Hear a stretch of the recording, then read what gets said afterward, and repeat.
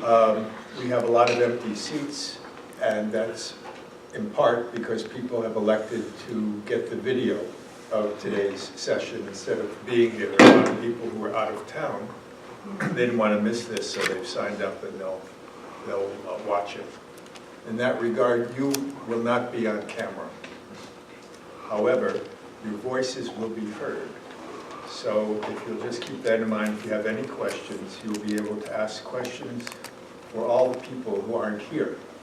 You'll be able to give voice to the confusion and the uncertainty that other people have. So feel free to participate verbally, but know that your voice is being recorded. And that everyone here will be getting a, what are those called? A link? A link. Everybody here will get a link for today's meeting if once isn't enough. So there will be an opportunity for you to review it. You can skip ahead, you can go back, you can review it at your leisure. And it's perfectly okay for you to share it with someone that you wish would only get it. If only those people in your life would really get this, your life would be so much better. I want to prove to you that you're wrong. So just go ahead and know that the link is yours. It would be as if you had bought a book and you wanted to share a book with someone. So there isn't any copyright or proprietorship on the links.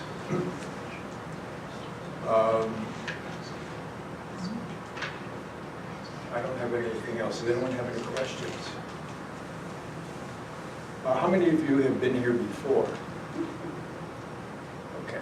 Those who have been here before, which looks like just about everybody almost, what questions do you have? So we could start with what hasn't been clear or useful that we might massage or further develop.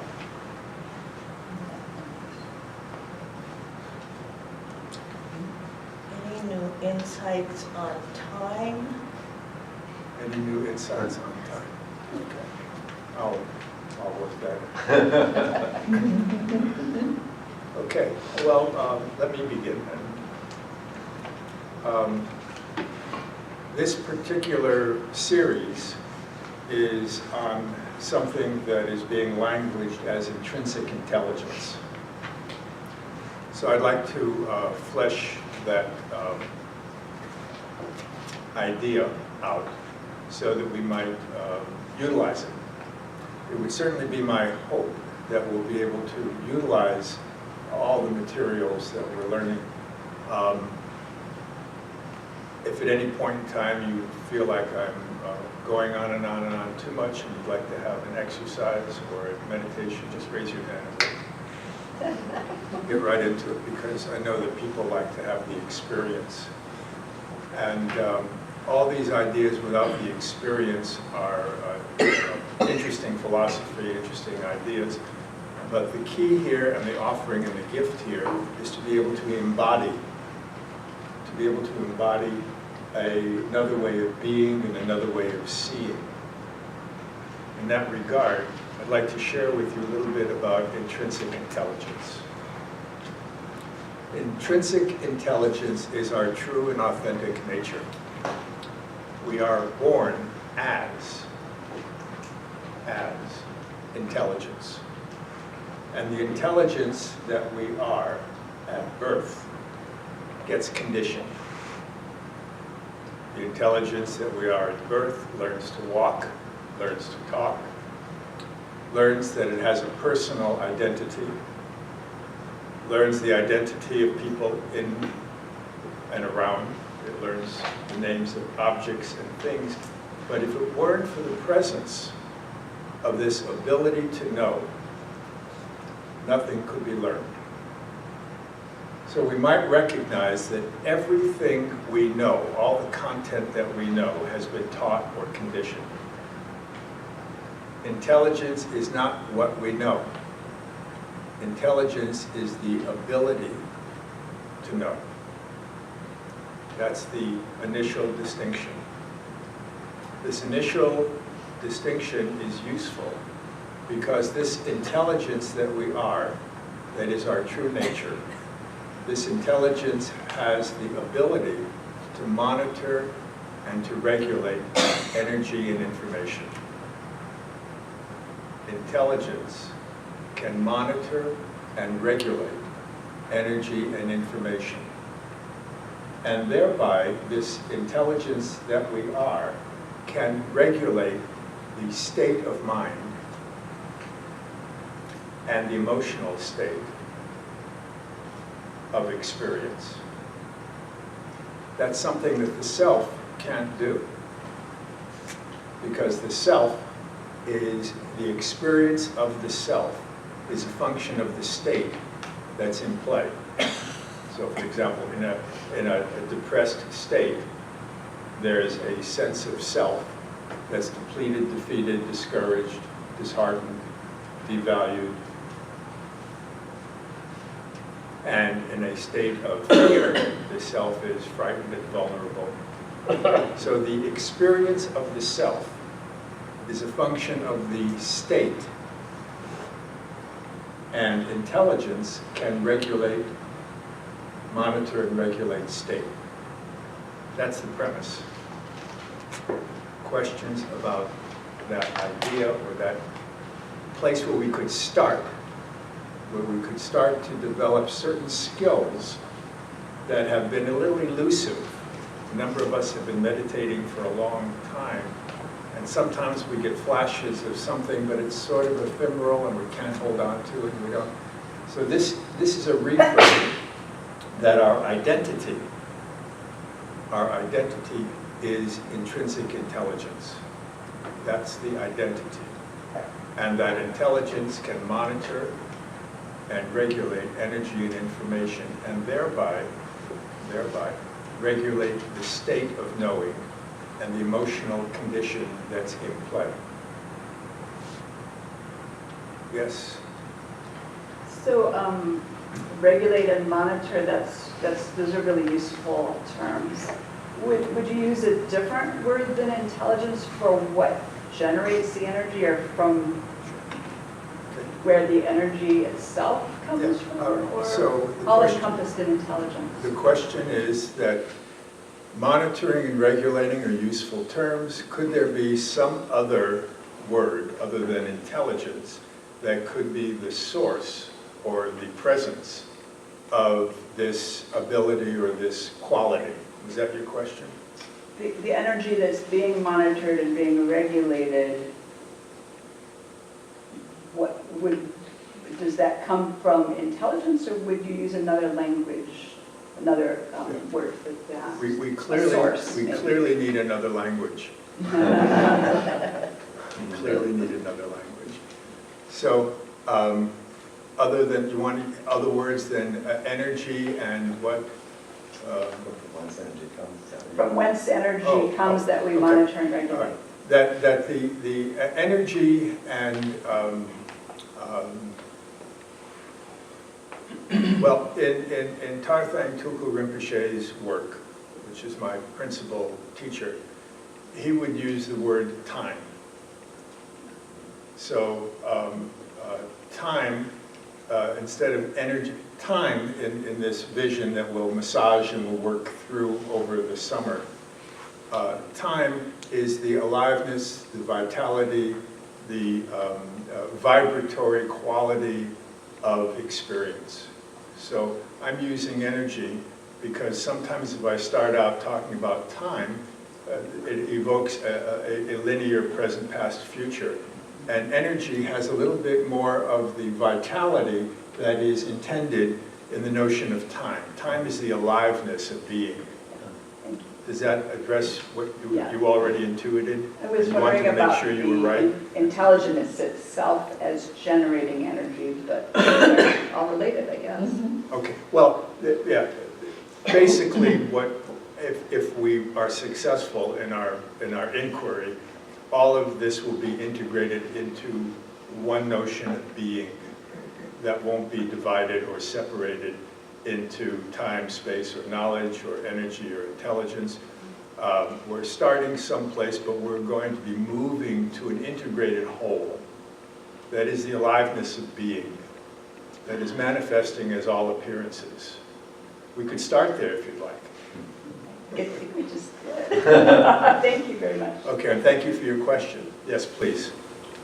Marcia and I have had the benefit for the last 2 3/4 years observing our grandson. And it's been intriguing seeing that working out of the human intelligence and the establishment I won't repeat it. of a full human being, that wasn't there clearly earlier. But we also have observed the conditioning going on that he has very little control over. That he has what? He has very little control Yeah. over. His mother having most of the control. Yeah.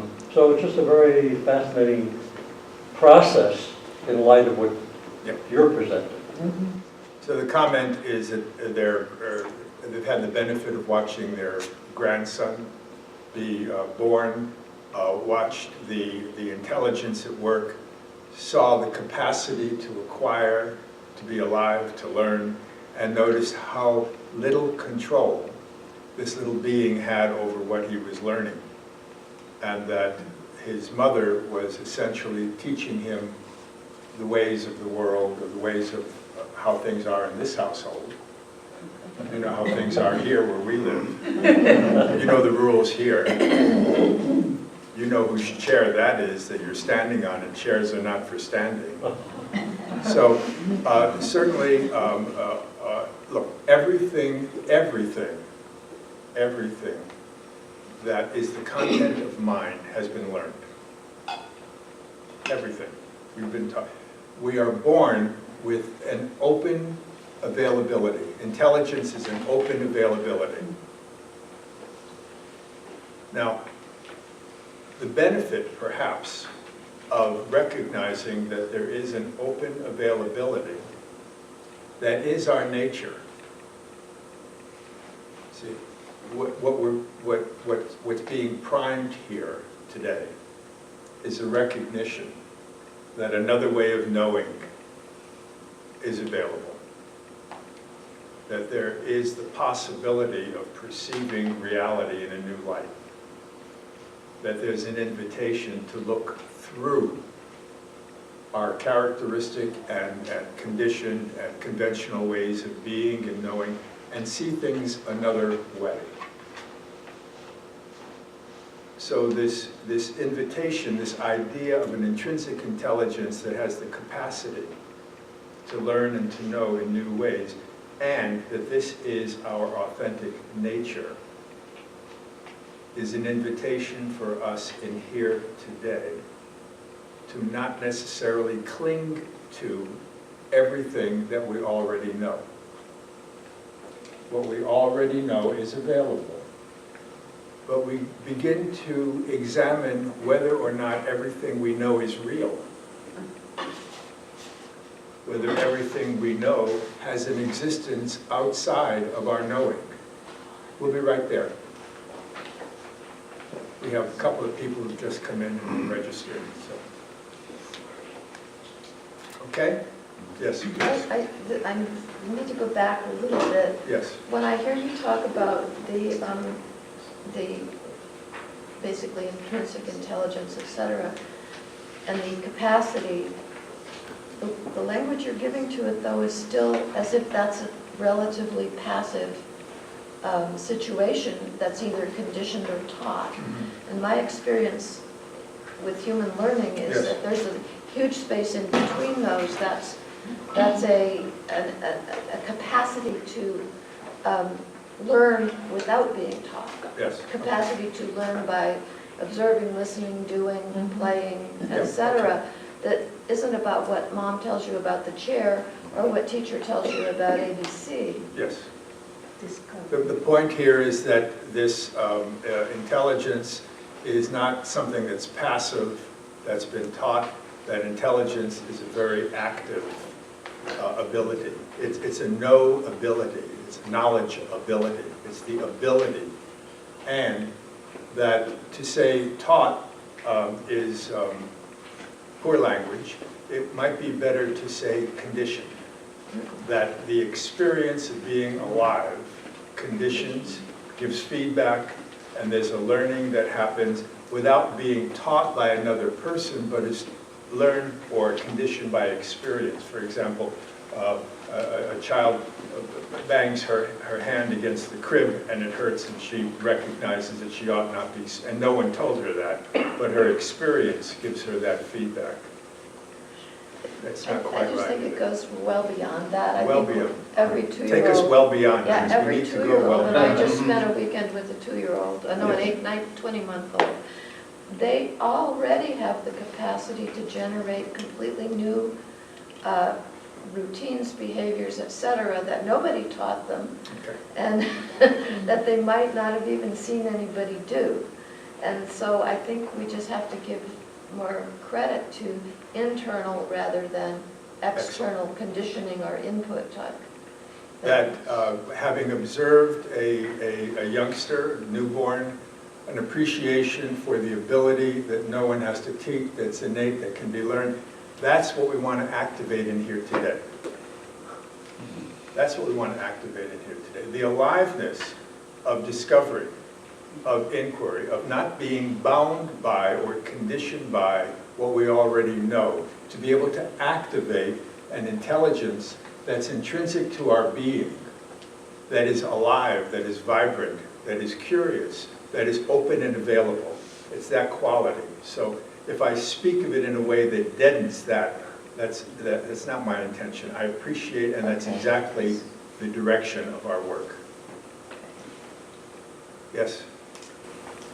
I just wrote this quote down that Thoreau said. Can you turn that off so we don't have the masculine? And I think I was interested in it because of what you sort of taught about this different way of knowing and learning. But Thoreau said, "We hear and apprehend only what we already half know."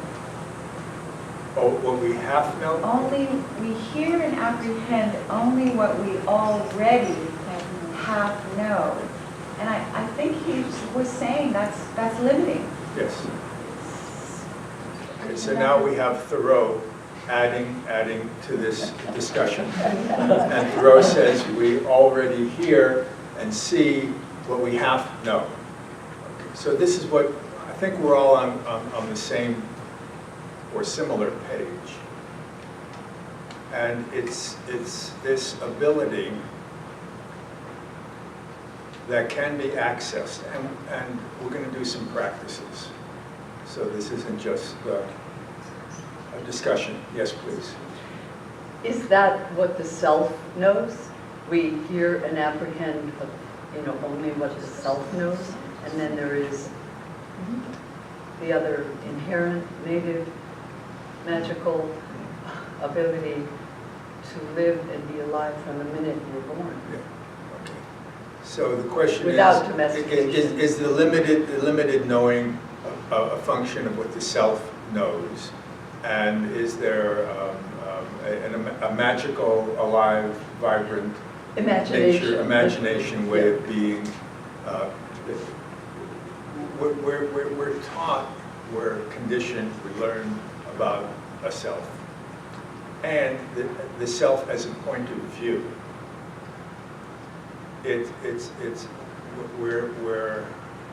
The culture teaches us about a subject-object duality, where the self knows that which is separate from itself. And so the self is always separate. The experience of the self is always separate. So, and certainly knowing from the position or vantage point of a separate self is a way of knowing, and it's limited. It's limited. The way the vantage point of the self is an interesting vantage point because it's egocentric. Knowing from the subject is always about what I think, what I know, what I believe. And knowing from the vantage point of, and there's also a tendency to believe everything that we think is true. Has anyone noticed that? That what you think is true, or how you see things, or how you interpret things, that's really how it is. And that we figured it out. We've got it figured out because we know what's really happening. And that's a function of a particular vantage point. And we're all subject to that. It's useful, however, to recognize that, oh, that's a vantage point. That's a point of view. So we don't get that vantage point or point of view confused with reality. We suffer because we think we know what's going on. We suffer from our identification with our individual ego. We suffer from not liking or wanting or resisting what's happening because it shouldn't be that way, because we say it shouldn't be that way, and it shouldn't, but it is anyway. So we're always suffering from our reaction. It's more subtle than that. First, there's a perception. There's a perception which is always an interpretation. All perception is interpretation. Okay? We're not perceiving some kind of absolute reality. We're always perceiving an interpretation. Now, interpretation is subject to the state of mind in operation. And interpretation is subject to the emotional state, to the fields, the body-mind field of intelligence. The body-mind field of intelligence is always in some state. And that state influences perception. So it starts out where it doesn't start out, it just continues on and on and on. So there's a state of mind and a state of body. So it might be a state of grief, it might be a state of loss, might be a state of fear, might be a state of anger. From that condition, that body-mind condition, a reality out there is perceived. Once that's perceived, then we react to what we've just perceived. It's all being done with smoke and mirrors. We organize and interpret our perception of what's happening. And of course we know that that's what's happening because we see it and we know it. And once we perceive it that way, then we have a reaction to it. Now the reaction that we have to that perpetuates the perception of that, which reinforces our reaction. There's a loop. The possibility, now here's the invitation. Here's the invitation. The possibility that we can recognize that there's a state of mind in operation. That we can recognize that there's an emotional condition operative. And that intelligence can monitor and regulate the state. So that different states invite or allow different experiences and different ways of being, which gives us the possibility of responding instead of reacting. The ego always reacts. And we might say that this intelligence is more responsive, it's more available. Yes? I was wondering, does age or experience affect that state? Yes, does age or experience affect that state? So somebody asked about time. So there's time and knowledge. Certainly, our age and experience influences our perception and our interpretation. And hopefully, as we outgrow ourselves, and as we outgrow our personality, age and experience will allow for a greater wisdom. Now, this is a caveat, now there are some individuals who as they age, they become caricatures of certain tendencies and certain personality characteristics. People are nodding, so of course it isn't you, it's just someone that you know. So we have known people who tend to become more solidified and more identified with what they know. And they cling to that as though it is their self. And it has to be defended, has to be perpetuated, it has to be maintained because it's myself. Now, one of the purposes of our meeting is that we don't get into that rut. See, we're going to be a blessing for those who are taking care of us. We're going to be more lovable. If we want to have a wonderful old age, not that anyone here is thinking about that, but if that's what we want, what we'd like to develop is to become more lovable. Now, more lovable would be less egocentric, less self-centered, less opinionated, more open-hearted, and more open-minded. Yes, I'll repeat that. More lovable would be more open-hearted, more open-minded, less opinionated, more generous, softer, living with a greater ease, a greater sense of connection, not feeling so isolated and separated, feeling more connected with humanity and with others around us. Now, so this is the recipe for the wisdom that you're talking about. That could happen. That could happen if we continue to meet in old age homes. We'll do groups. We'll do groups in assisted living and in nursing homes so that we aren't a plague upon those who are trying to care for us.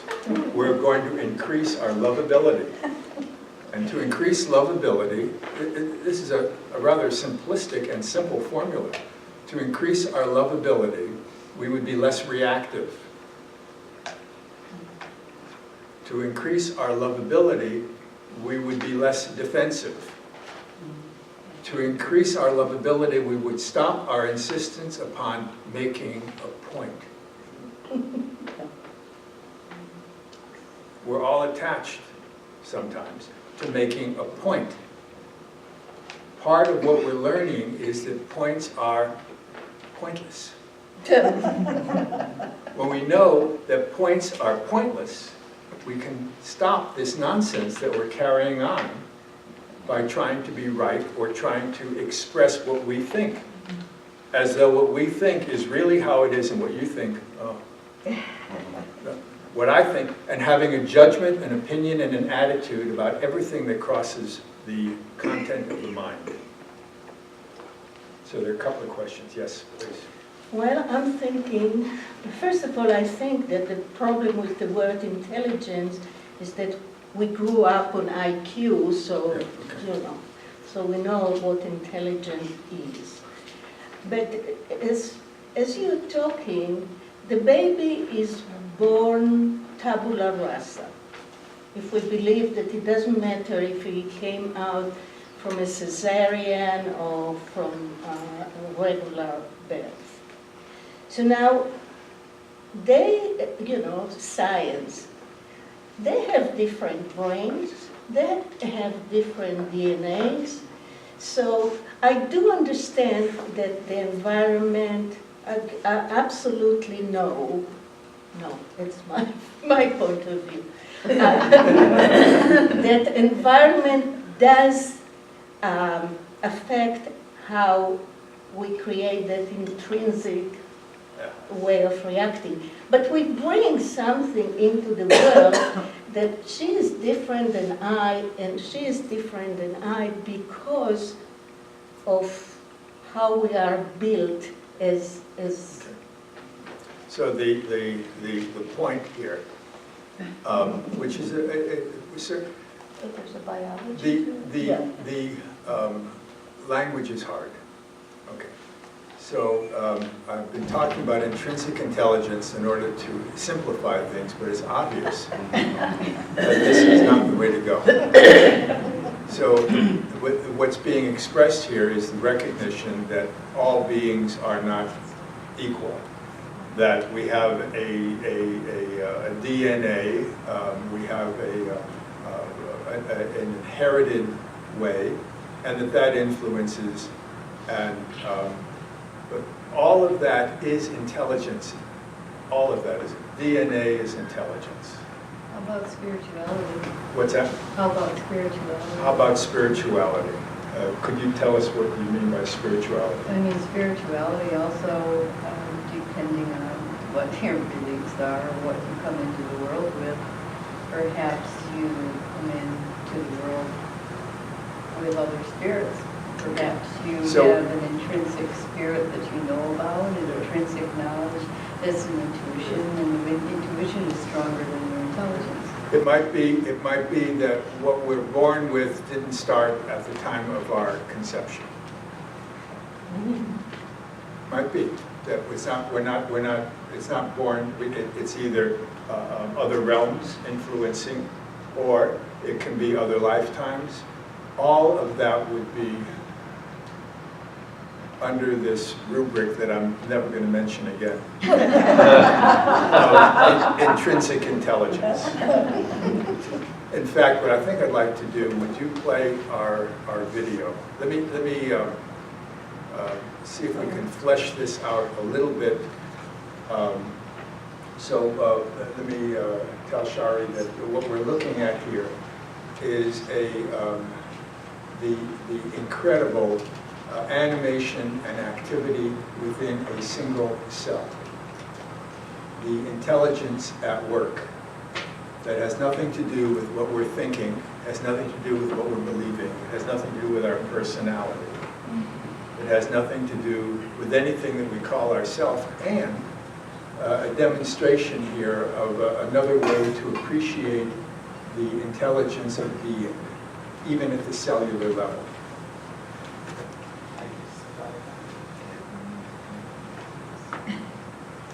We'll see whether there's enough intelligence in the room Maybe at the visual level, but to get this What do you mean by that?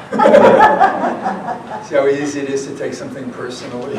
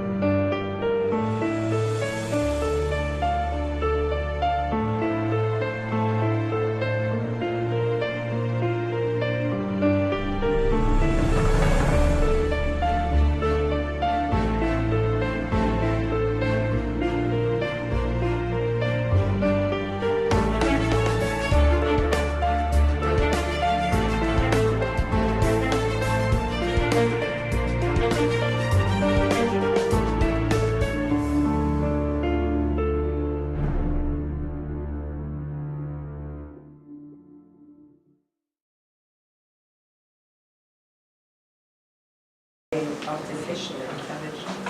I'm not, I can't explain, I can't explain anything. All explanation is folly. As we recognize this kind of living vitality, that is the aliveness of our being, as our true nature, as we embrace this quality of being, how animated, how activated, how integrated is being, and that we are a human being, that we can begin to leave room for, not be so bound by ideas and beliefs that the personal self holds as our identity. So it's time for a quick break, and let's do some practices in our next section here to have an experience of other ways and other ways of embodying knowledge or intelligence. Take 5.